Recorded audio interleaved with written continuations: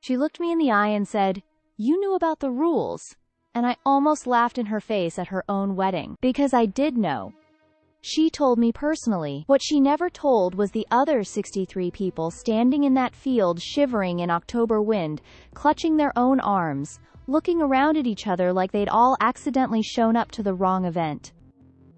And somehow that was supposed to be my problem. Somehow the fact that I knew and they didn't was being held against me like I'd kept a secret, instead of just been the only one she bothered to tell. But I'm getting ahead of myself, let me back up. Because this story doesn't start at the wedding. It starts 9 months before it, with a Christmas card that arrived instead of an invitation, and a feeling in my stomach that I ignored for way too long. My name is Sloan Merritt. I'm 32 years old and I work as a court document specialist in Phoenix, Arizona. My job is essentially making sure that legal filings are exactly what they claim to be.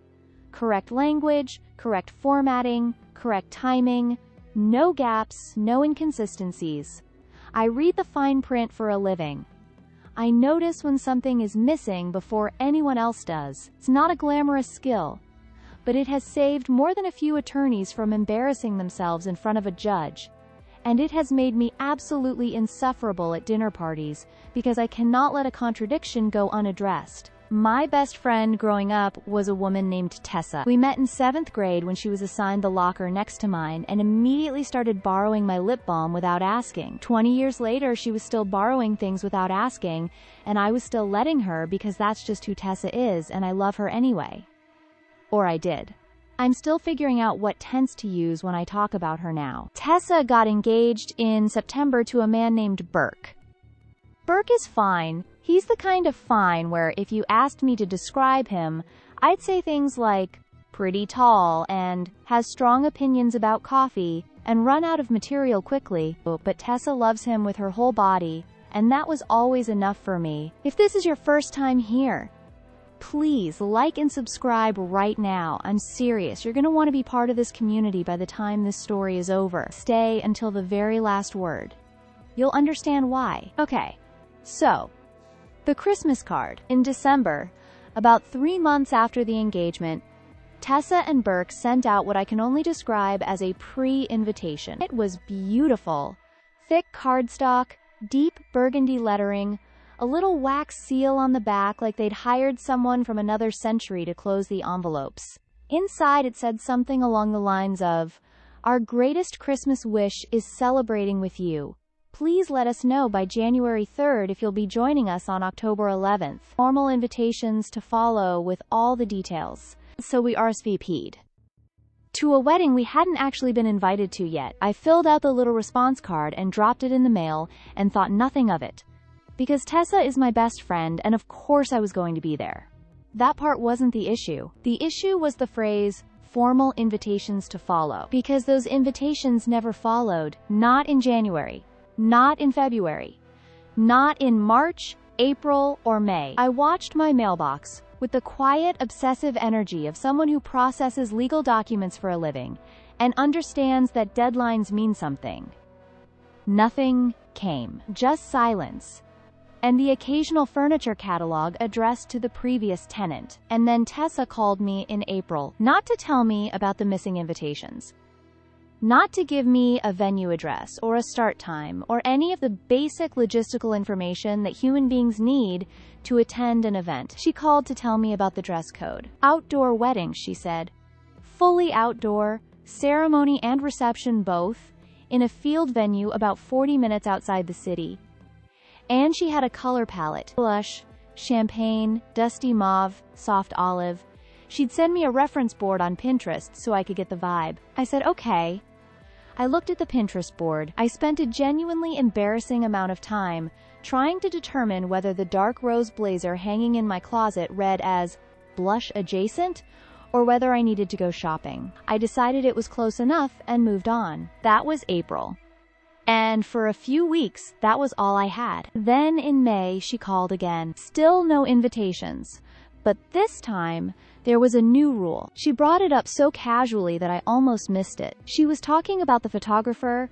Apparently they'd booked someone incredible, very editorial, very specific aesthetic, And then somewhere in the middle of describing the shot list, she said, almost as an aside, "Oh, and I'm asking people not to wear heavy coats in the main photo areas. It just muddies the palette, you know? Layers are fine, wraps are fine, but like actual winter coats ruin the whole visual." I stopped. "Tessa," I said. "It's October, in a field. It's going to be 56 degrees. "I know," she said, "but it's just for the photos. People can put their coats back on after." I want you to really sit inside that sentence for a second. People can put their coats back on after. As if warmth was something you could schedule. As if 60-something adults were going to agree to be cold on command for an unspecified stretch of time in an open field in mid-October, because the visual needed to feel cohesive. I said, "Okay." Again, I have a serious problem with saying okay when I should be saying something else entirely. But after I hung up, I sat with it. And the thing that started pulling at me wasn't even the coat rule specifically. It was the combination. The Christmas card, instead of an invitation. The color palette phone call. The coat conversation. All of it delivered personally, directly to me, while everyone else was apparently still waiting for information that hadn't arrived yet. Why was I the only one she was telling? I didn't have an answer yet. But I've learned to pay attention when a question that small won't leave me alone. The invitations still hadn't arrived in July. I know the exact date. I finally said something because I wrote it down. July 16th. I texted Tessa. "Hey, just making sure I have the right date saved? October 11th still?" She replied within 4 minutes. "Yes, invites are almost ready, I promise. We had to reprint twice. You're gonna love them." Almost ready. I screenshot the message. Filed it away. Not because I thought I'd need it. I just have a thing about documentation. Occupational habit. What I did next wasn't something I planned. It was just something that happened because I was at my coworker Diane's birthday cookout 2 days later, and I ended up standing next to a woman named Renata, who I vaguely recognized from a holiday party Tessa had thrown 2 years earlier. Renata was on Burke's side. His cousin's wife, I think. We made small talk for a few minutes, and then she mentioned the wedding. Because that's what people do when they have an upcoming event in common. "Are you doing the color palette thing?" she asked. I told her yes, I was trying to work within the blush and olive range. She stared at me. "What color palette?" she said. I described it. The specific shades, the Pinterest board, the whole conversation. Renata tilted her head the way someone does when they're quietly restructuring their understanding of a situation. "Nobody told us anything about a color palette," she said carefully. "We were just told, outdoor formal, that's it." I kept my expression neutral. I'm good at that.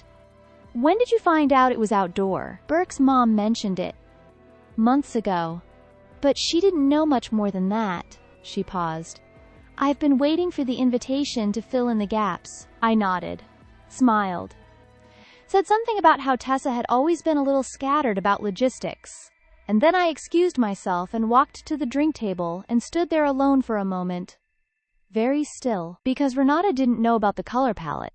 And if Renata didn't know about the color palette, I was willing to bet she didn't know about the coat rule either. And if nobody on Burke's side knew about either of those things, rules that were apparently important enough to Tessa that she'd called me twice specifically to tell me, then there was a question sitting in the middle of all of this that I couldn't ignore. Who exactly had Tessa told? I spent the next 2 weeks quietly, casually asking around. Not making it obvious, just mentioning things in conversation and watching what came back. I talked to 3 more people who were supposedly attending the wedding. A woman from Tessa's yoga studio, a couple she and Burke were friends with from their neighborhood, an old college friend of Tessa's who was apparently in consideration for a bridesmaid role that had never been officially offered. Not one of them knew about the color palette. Not one of them knew about the coat rule. Every single one of them was waiting for the invitation to explain things. And every single one of them, when I mentioned the coat rule, had the exact same reaction. A pause. A look.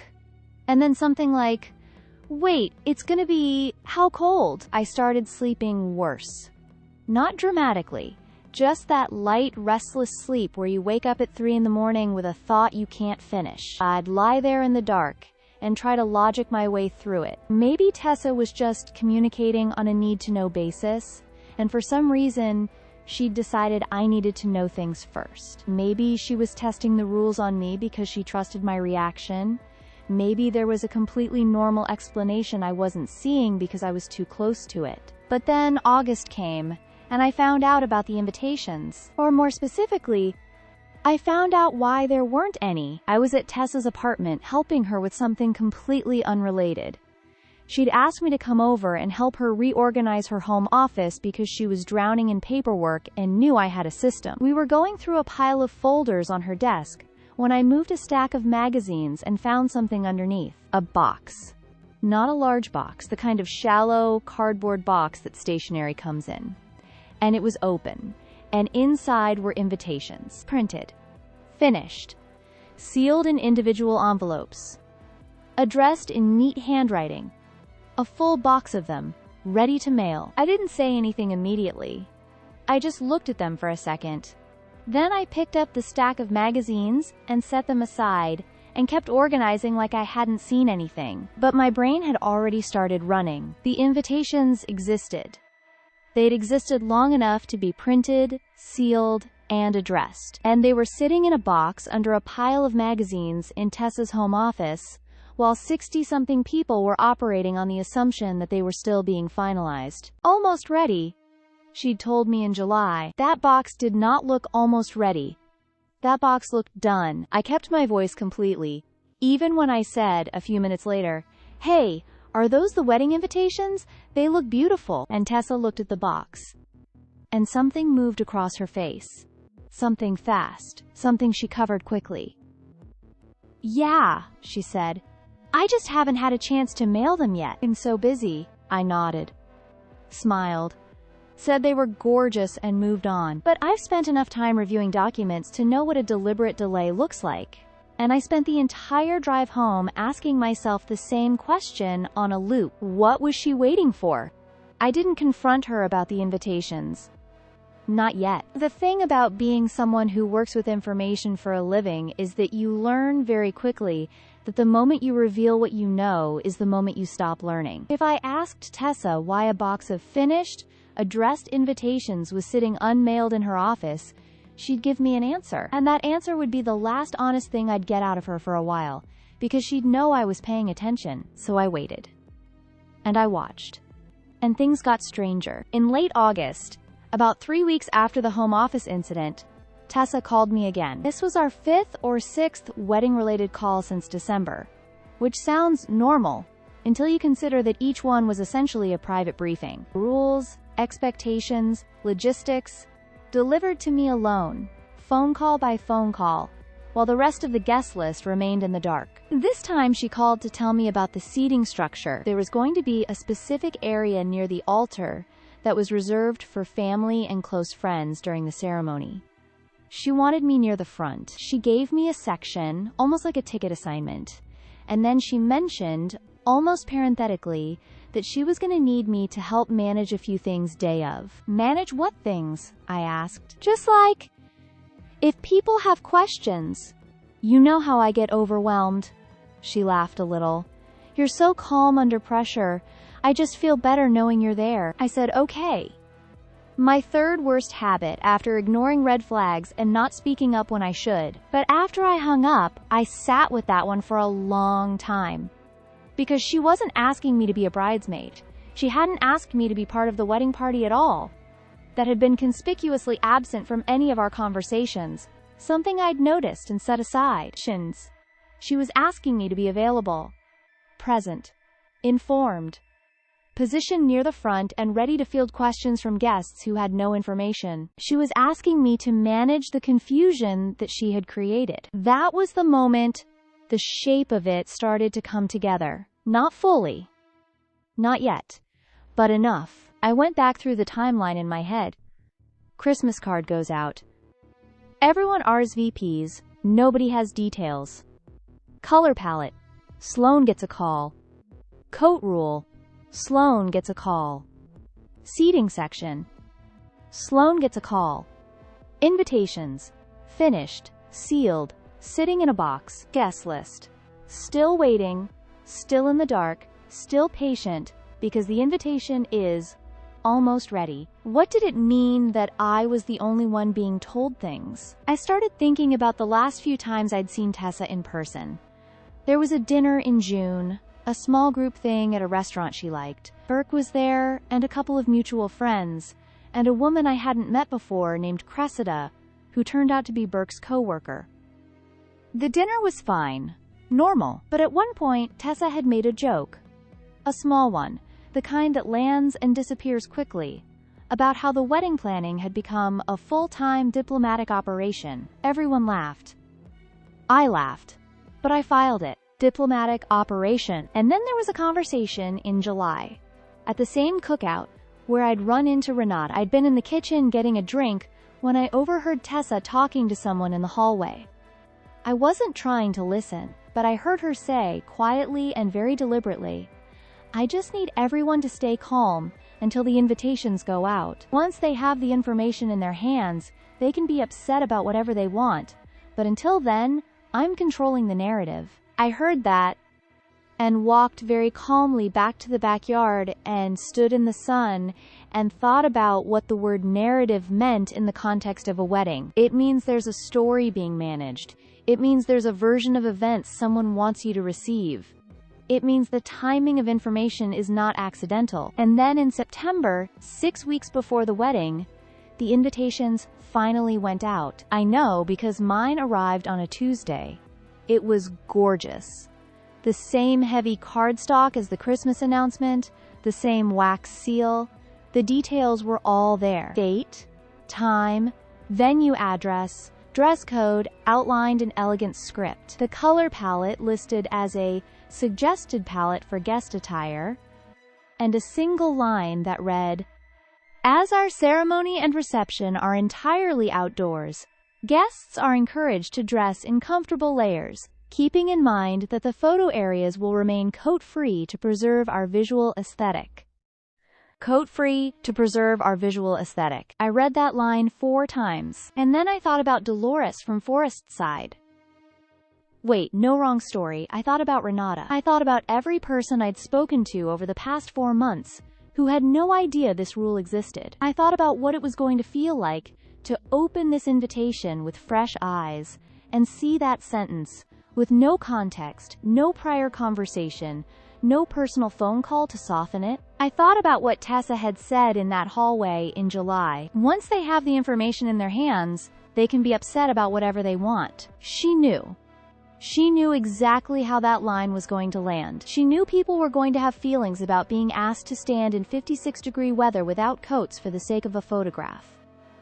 And she had made a deliberate choice to hold that information until 6 weeks before the event, when plane tickets were already booked and hotel rooms were already reserved, and the cost of pulling out was higher than the cost of just going along with it. That's not scattered. That's not Tessa being Tessa. That's a calculated decision about when to release information to minimize resistance. And I'd been briefed early, privately, personally, not because I was special, but because she needed someone in that field who already knew the rules. Someone who could stand next to a confused and irritated guest and say, "I know, but it's just for the photos." Someone who could absorb the friction so Tessa didn't have to. She'd been preparing me to run interference for months, and I had been so busy trying to understand the what that I'd missed the why entirely. I didn't call her. I didn't text her. I didn't do anything for 4 days after I figured it out. I went to work. I processed filings. I ate lunch at my desk and stared at the window and let the whole shape of it settle into something solid before I decided what to do with it. Because I have learned, the hard way, more than once, that reacting before you're ready is how you hand someone the upper hand. And I was not going to hand Tessa anything. On the 5th day, I called my sister. My sister Nell is 7 years older than me, and she has the kind of practical intelligence that cuts through everything sentimental and gets straight to the point. I told her the whole thing. The Christmas card, the phone calls, the unmailed invitations, the July hallway comment, the coat rule, the way I'd been privately briefed while everyone else was kept in the dark. The realization about what I'd actually been recruited to do. Nell was quiet for a moment. Then she said, "So she built herself a buffer, and she picked you because you're the most likely to stay calm and absorb the chaos." "Yes," I said. "And what do you want to do about it?" I thought about that. Not the emotional answer, the strategic one. Because here's the thing about Tessa. She's been my best friend for 20 years. I wasn't interested in blowing up her wedding. I wasn't interested in revenge. What I was interested in was not spending an entire day managing confusion and frustration on behalf of someone who had engineered that confusion intentionally and handed me the mop. So I made a decision. I was going to go to the wedding. I was going to wear my blush-adjacent blazer and a thick thermal underneath, and I was going to keep my coat in the car and not in the photo areas. I was going to follow every rule I'd been given, because they were not unreasonable rules in isolation. What was unreasonable was the way they'd been managed. But I was not going to be Tessa's buffer. I was not going to intercept questions from other guests. I was not going to stand next to someone shivering in a mauve wrap dress and explain the aesthetic rationale for their discomfort. If someone asked me a question, I would answer it honestly and let the chips fall where they needed to fall. That was the plan. The 3 weeks between that decision and the wedding were strange. Tessa called twice more, once to tell me what time to arrive so I could help her get situated before other guests started coming. An ask I gently declined by saying I had a long drive and couldn't promise an early arrival. Once more, just to talk, a phone call that felt like the old Tessa, the 7th grade locker Tessa. Easy and warm and slightly chaotic, and I had to hold both versions of her in my head at once and decide what I was going to do with that. The morning of the wedding was 54 degrees. I checked the weather app twice. I wore a silk tank under a long-sleeve blouse under my blazer, and I put a thin wool wrap in my bag, and I drove 40 minutes outside the city to a field venue that was genuinely, stunningly beautiful. Rolling hills, the kind of golden October light that photographers dream about. A white tent for the reception at the far end, with fairy lights already glowing inside. I understood immediately why Tessa had chosen it. I understood immediately why she cared about the photos. I also understood immediately that it was cold. I got there and found my section near the front of the ceremony area. The chairs were draped in ivory fabric. There were little bundles of dried flowers tied to each row. It was lovely. I sat down and pulled my wrap tighter and watched other guests arrive. And I watched their faces. Because here's the thing about a rule you find out about 6 weeks before an event versus a rule you find out about in a personal phone call 9 months before. The people who had received the invitation and seen the coat-free line in print were annoyed. The people who had somehow missed that line, or who had received the invitation and chosen not to believe it was serious, were fully unprepared. I watched people walk in wearing long wool coats, look at the signage near the photo areas, look at each other, and then quietly begin a series of negotiations with themselves about whether they were going to comply. Most of them complied. Because most people, when placed in a social situation with clear visual cues about what is expected, default to going along with it. It is a thing Tessa had clearly banked on. But the temperature kept dropping as the afternoon went on, and about an hour into the reception, when the golden light had faded and the field had gone genuinely cold, people stopped being quiet about it. I was standing near the edge of the tent getting a drink when I heard it start. Not one conversation, but 3, happening simultaneously at different points around the reception. People were cold. People were confused about why this was a rule. People were asking each other if anyone actually knew the reasoning. And then a woman I didn't recognize found me.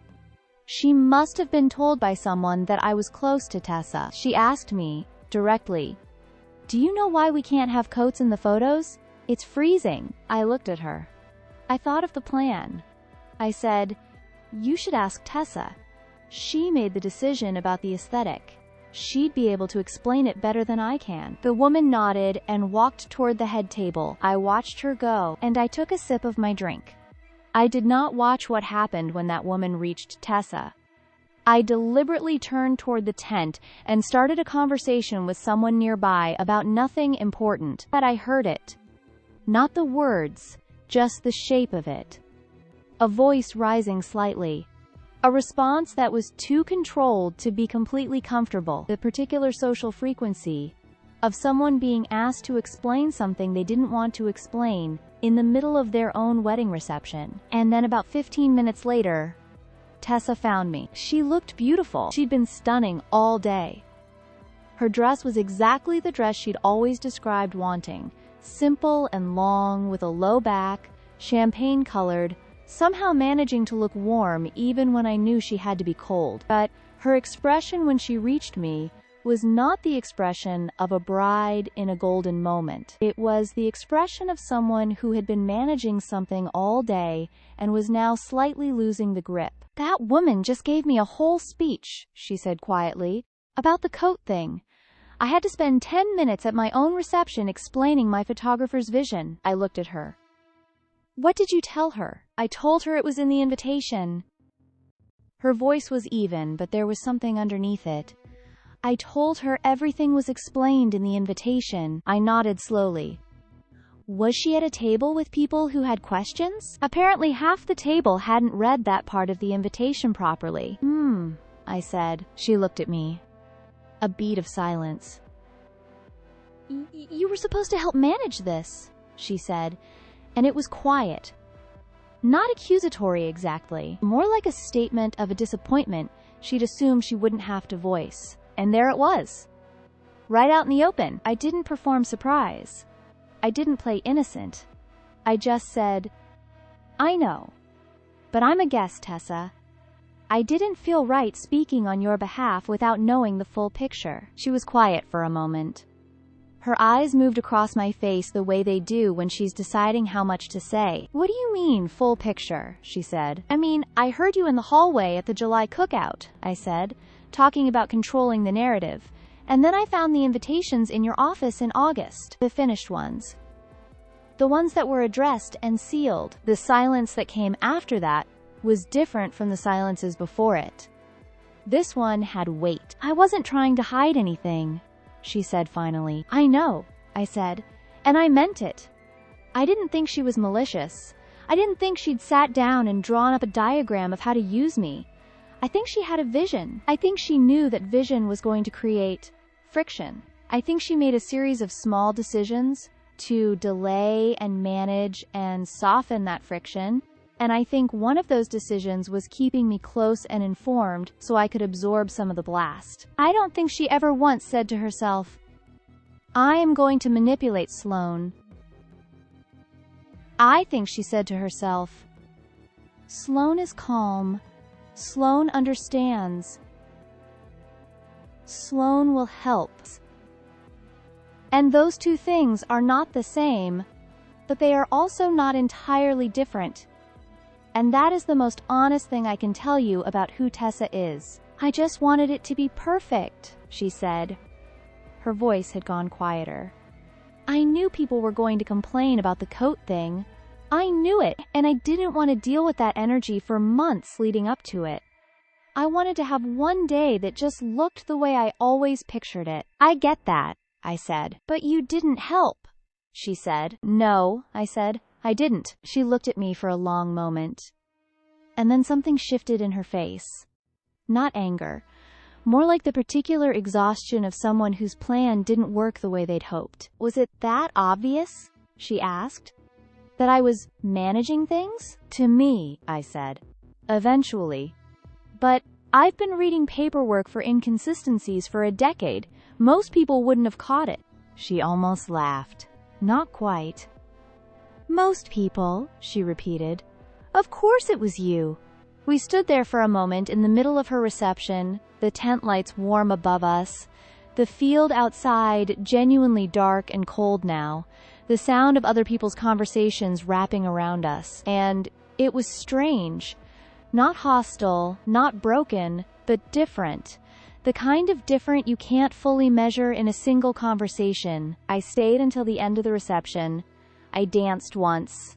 I ate the dessert, which was extraordinary, tiny citrus tarts that I'm still thinking about. I hugged Tessa before Burke swept her toward the car they were leaving in, and I told her the venue had been stunning, because it had been. We texted twice in the 2 weeks after. Short exchanges. Surface level. The kind of texts that are doing maintenance on a connection without fully addressing what's underneath. I think we'll figure it out. I think that's what 20 years does. It creates enough weight on the other side of the scale that one strange, calculated wedding season doesn't automatically tip the whole thing over. But I think about it sometimes. What she said in that hallway, once they have the information in their hands, they can be upset about whatever they want. She was right that people would be upset. She was wrong about the whatever they want part. Because the thing people were actually upset about wasn't the coat rule. It wasn't the cold. It wasn't even the invitations arriving 6 weeks before the event. It was the feeling of being managed. The feeling of being given information on someone else's timeline, for someone else's reasons, in someone else's sequence. That feeling is uncomfortable in a way that's hard to name in the middle of a wedding reception. But it sits with you after. It sits with you for a long time. If this story hit something for you, if you've ever been someone's buffer, or been on the other side of information that arrived exactly when it was meant to and not a moment sooner, leave a comment below. I want to know how it went. I want to know if you said something, or if you did what most of us do and just nodded and said, okay. Like this video if it kept you here. Share it with a friend who would have worn the coat anyway. And subscribe, because there are more stories coming, and some of them are going to keep you up even longer than this one.